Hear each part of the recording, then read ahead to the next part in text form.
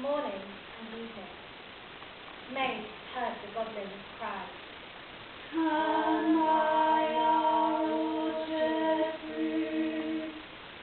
Come by, come by.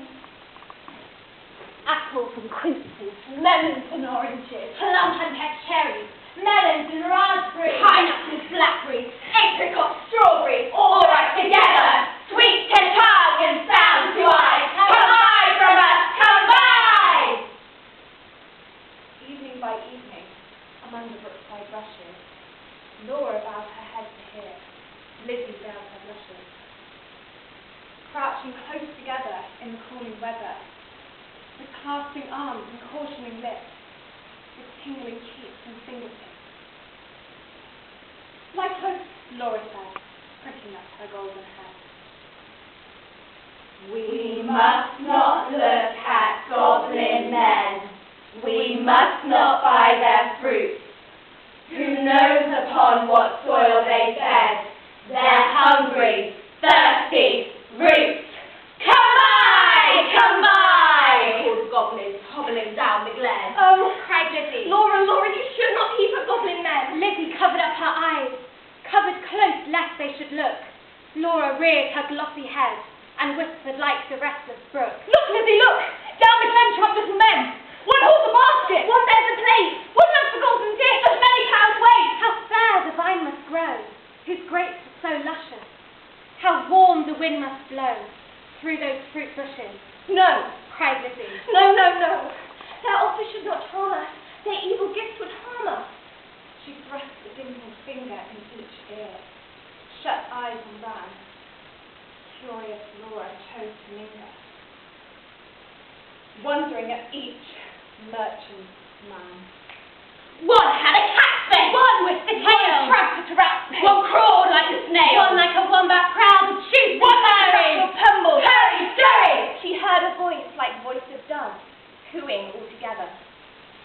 Come by our orchard fruit. Come by, come by. They sounded kind and full of love in the pleasant weather. Laura stretched her gleaming neck like a vessel at the launch when its last restraint is gone. Backwards up the mossy glen turned and trooped the goblin men with their shrill repeated cry. Come by our orchard fruit. Come by. When they reached where Laura was, they stood stock still upon the moss, leering at each other, brother with queer brother, signalling each other, brother with sly brother. But sweet Laura spoke in haste. Who says I have no coin? You have much You gold. have much gold upon your head. They answered all together. Buy from us with a golden curl. She clipped a precious golden lock.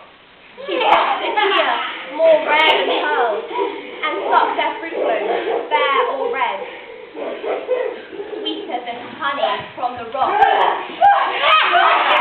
Rejoicing wine, clearer than water, flowed that juice.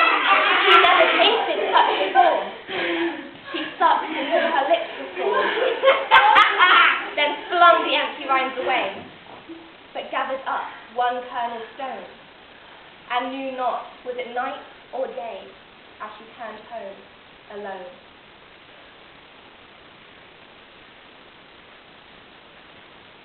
Lizzie met her at the gate, full of wise embraces. Yeah, you should not stay so late. Why is not good maidens?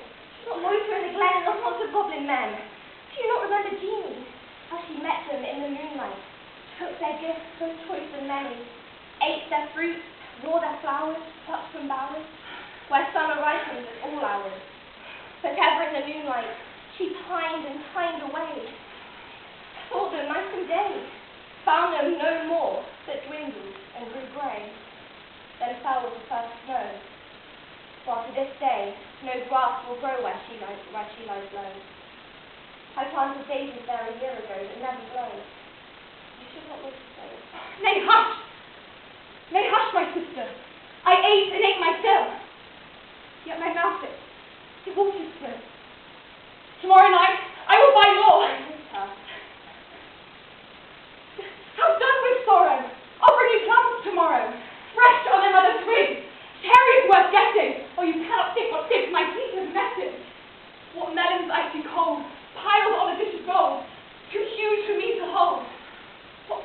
velvet nap, loose grapes that will feed.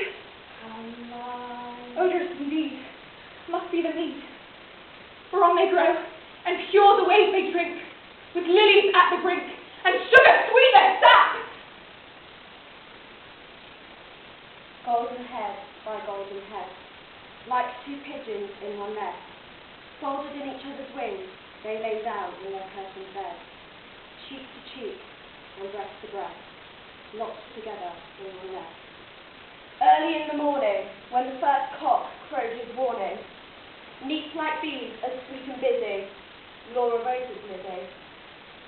Fetched in honey, milked the cow, aired and set to rights the house, talked as modest maiden should, Lizzie with an open heart, Laura in an absent dream, one content, one sick in part, one warbling for the mere bright day's delight, one longing for the night. At length, slow evening came. They went with pictures to the reedy brook, Lizzie most placid in her look, Laura like a leaping flame. They drew the gurgling water from its deep.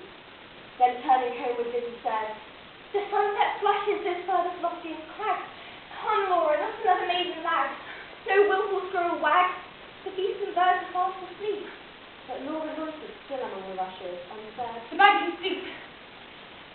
Narrow and very still. The dew not fall and the wind not chill. listening ever, but not catching the customary cry.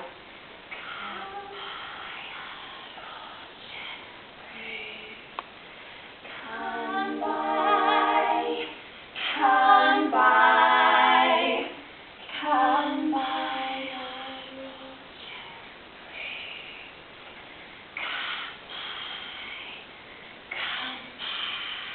till as he urged, Oh, Laura, come! I hear the fruit call, but I dare not look. You should not loiter longer at this brook. Come with me home. Laura turned, cold as stone. Her tree of life drooping from the roots. She said not one word in her heart's sore ache, but peering through the dimness, naught discerning, trudged home, her picture dripping all the way. Then sat up in a passionate yearning, and gnashed her teeth with bold desire, and wept as if her heart was break.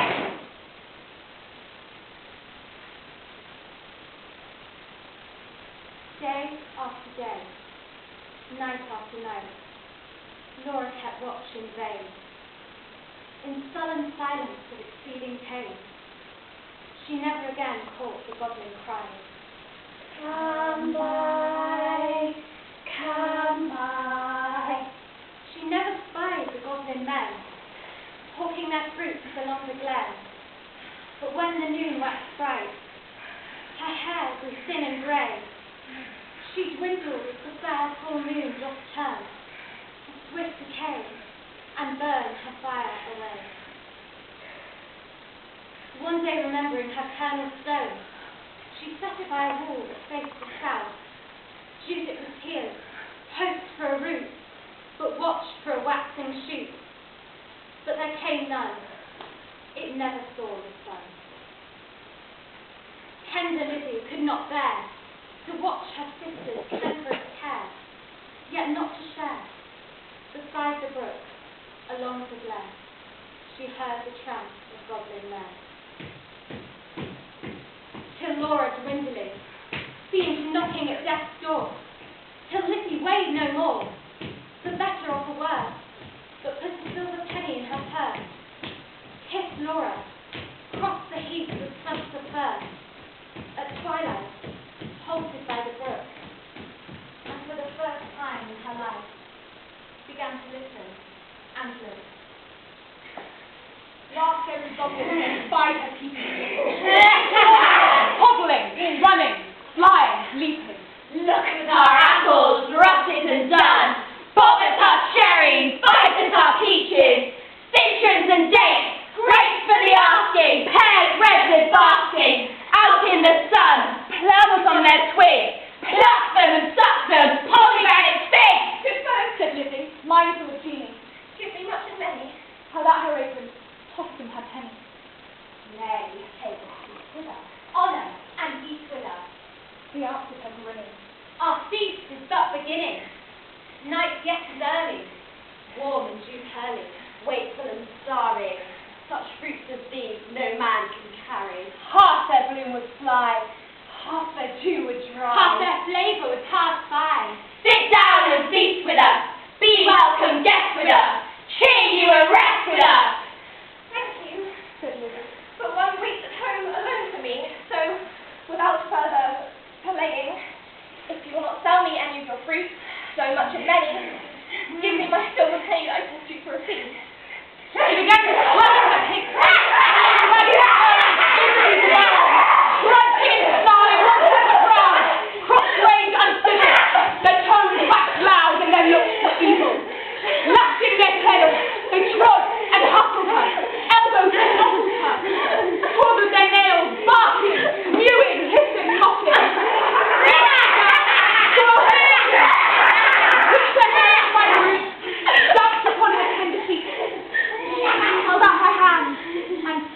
Their fruits against her mouth to make her eat. Lizzie uttered what word. At last the evil people, worn out by her resistance, flung back her penny, kicked their fruits along whichever road they took, not leaving root, or stone, or shoot.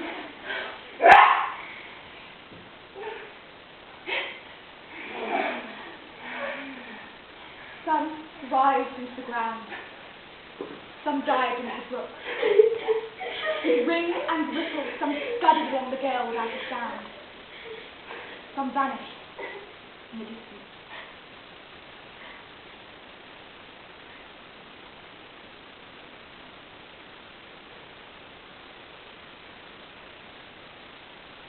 In a smart 8 tingles, Lizzie went her way, knew not was it night or day. She ran and ran as if she feared some goblin man dogged her with jibe or curse, or something worse. But not one goblin scurried after, nor was she pricked by fear. The kind heart that made her windy pace and urged her home out of breath and with haste and inward laughter. She cried, "Laura!" up the garden. "Did you miss me? Come and kiss me. Never blind by bruises. Hug me, sit, cuff me, suck my juices. Squeeze some goblin fruits for you, goblin pulp and goblin juice. Eat me, drink me, love me. Laura, make much of me. For your sake I braved the glen, had to do with goblin merchant men. Lizzie, Lizzie, have you tasted for my sake the fruits forbidden? Must your light like mine be wasted? Your life like mine be hidden? Undone in mine undoing, ruined in my ruin, thirsty, cankered, goblin-ridden.